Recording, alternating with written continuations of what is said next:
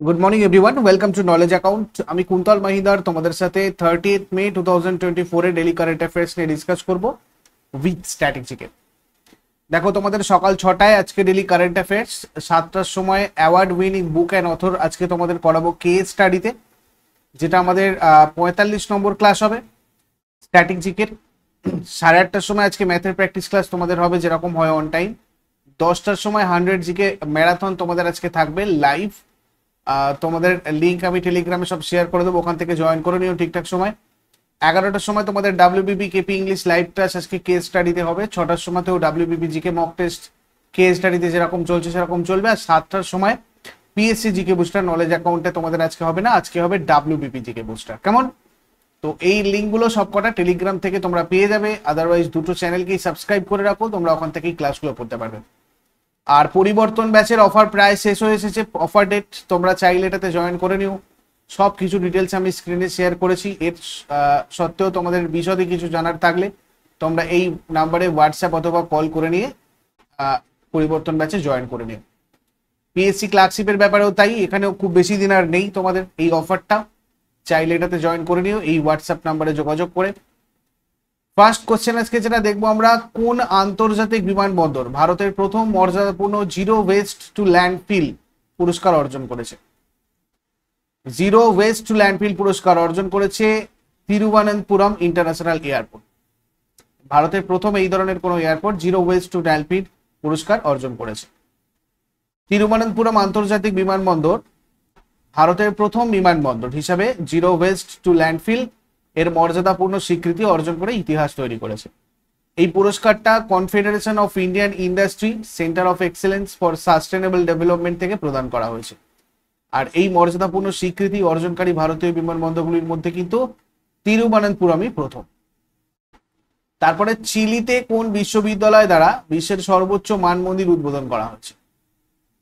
টোকিওতে। দেখো এটা কি হয়েছে আমি বলে দিই। টোকিও বিশ্ববিদ্যালয় আটাকামা অবজারভেটরি উদ্বোধন করেছে, যেটা বিশ্বের সর্বোচ্চ মানমন্দির হওয়ার জন্য গিনেস ওয়ার্ল্ড রেকর্ডে ভূষিত হয়েছে। টোকিও বিশ্ববিদ্যালয় আটাকামা অবজারভেটরি চিলির আন্তফাগাস্তা অঞ্চলের সেরো চাজান্তারের চূড়ায় সমুদ্রপৃষ্ঠ থেকে প্রায় 5640 মিটার উপরে যেটা রয়েছে সেখানে এটা করেছে।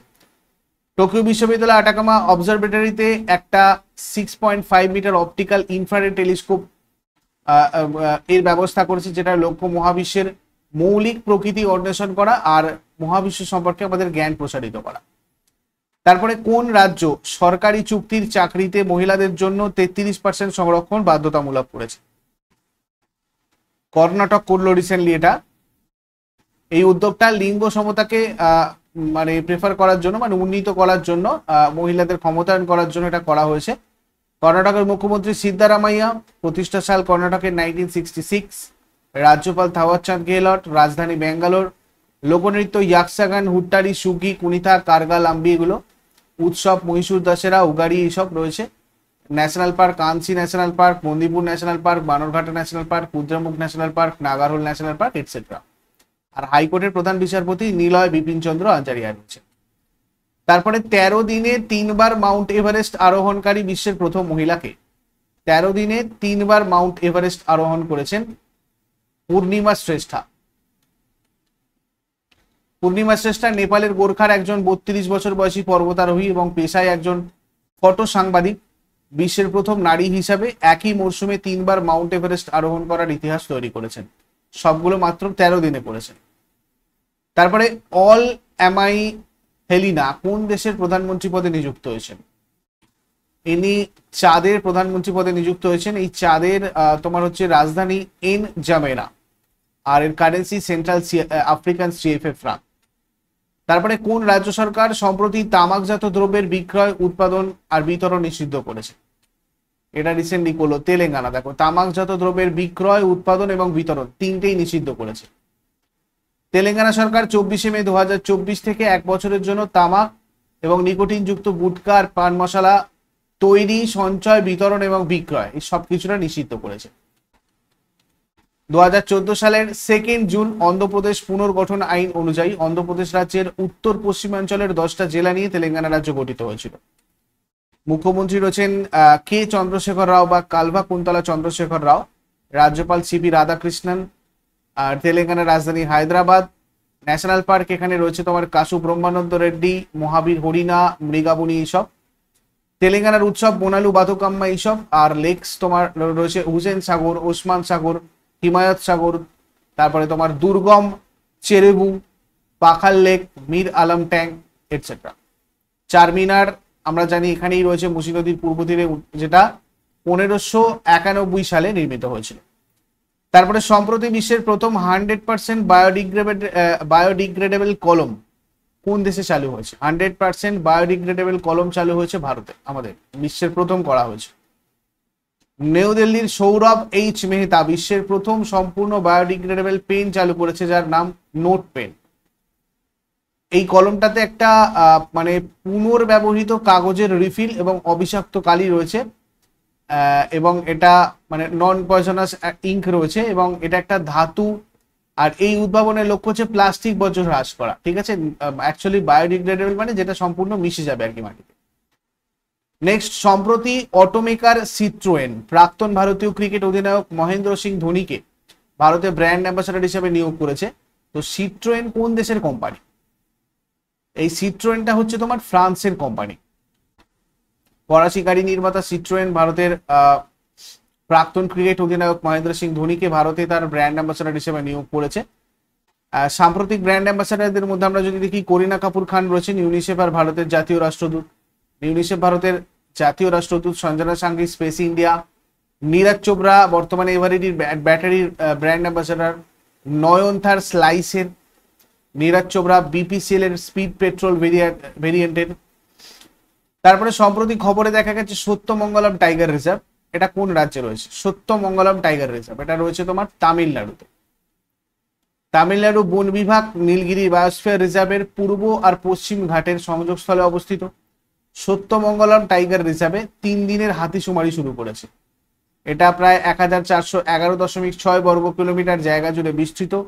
2013 সালে একটা বাঘ সংরক্ষণাগার ঘোষণা করা হয়েছিল, যেটা বাঘ আর অন্যান্য বন্যপ্রাণীর জন্য একটা অবিচ্ছিন্ন আবাসস্থল গড়ে তুলেছিল এটা। তামিলনাড়ুর রাজধানী চেন্নাইয়ের মুখ্যমন্ত্রী কে স্ট্যালিন, রাজ্যপাল RN রবি, তামিলনাড়ুর লোকনৃত্য ভারতনাট্যম, কুমি, কোলাট্টম, কাবাডি এগুলো, উৎসব পোঙ্গাল, থাইপুসাম, নাট্যাঞ্জলি ফেস্টিভ্যাল এইসব। আর উপজাতি যদি দেখি, আদিয়ান, আর্নাদান, এরাভালান, ইরুলার, কাদার, কনিকার, কোটাস, টোডাস এইসব রয়েছে। ন্যাশনাল পার্ক গুইন্ডি রয়েছে, গল্ফ অফ মান্নার, ইন্দিরা গান্ধী আন্নাবালাই যেটা, মুদুবালাই, মুকুর্থি এইসব ন্যাশনাল পার্কগুলো এখানে রয়েছে। তারপরে ইন্ডিয়ান প্রিমিয়ার লিগ থেকে অবসরের